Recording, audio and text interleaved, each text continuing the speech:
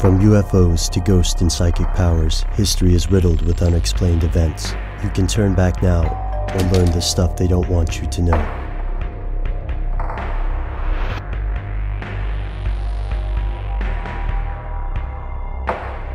Here are the facts. The Federal Reserve is one of the most important institutions in the United States.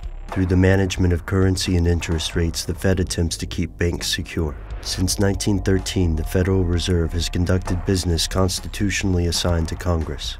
That's a lot of responsibility. Why does the Fed have it? In 1910, a group of international bankers left New Jersey with Senator Nelson Aldrich in a train headed for Jekyll Island. This was a gutsy move on Aldrich's part. After the Panic of 1907, associating with Wall Street was political suicide. They called it a hunting trip, but the real purpose of the meeting was the formation of laws to govern U.S. currency.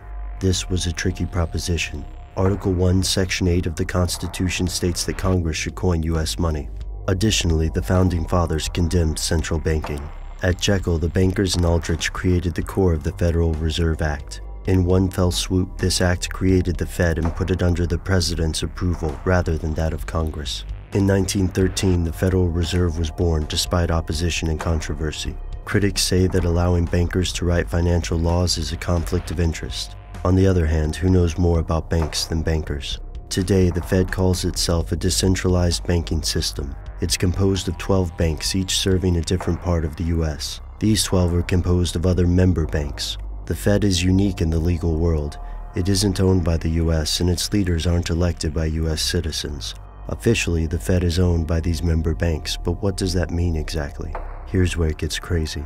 Many people believe the Fed is more than a mild-mannered group of bankers. They say it might be part of a plan to take over the world. These sources think a group of banking families have undertaken a conspiracy spanning generations with the goal of creating a worldwide feudal society. This is not a surprising accusation. After all, international bankers are one of the conspiracy world's favorite boogeymen. The Rockefellers and Rothschilds have been accused of thousands of conspiracies, from stealing UFOs to heading satanic cults. When conspiracy theorists talk about the bankers as a group, they usually refer to them as members of the Illuminati. You've heard of this group before, the shadowy puppet masters allegedly responsible for everything from the Cold War to crack cocaine. But if this group is so powerful, then why would it need a bank? Theorists say that untraceable money is the key. This way, the group can support both sides of wars and engineer catastrophes like the Great Depression. Conspiracy theorists think the elites manipulate the economy toward a breaking point. Once the system breaks, the group will supposedly create a one-world government. They're allegedly banking on the idea that distressed people throughout the world will welcome any kind of authority. If the Fed is aware of its negative image, it hasn't done much to correct it. Consider the Fed's apparent immunity in U.S. courts. Precedents set in other cases, such as the ruling preventing the NRA from conducting a government function, apparently don't set precedents that apply to the Fed.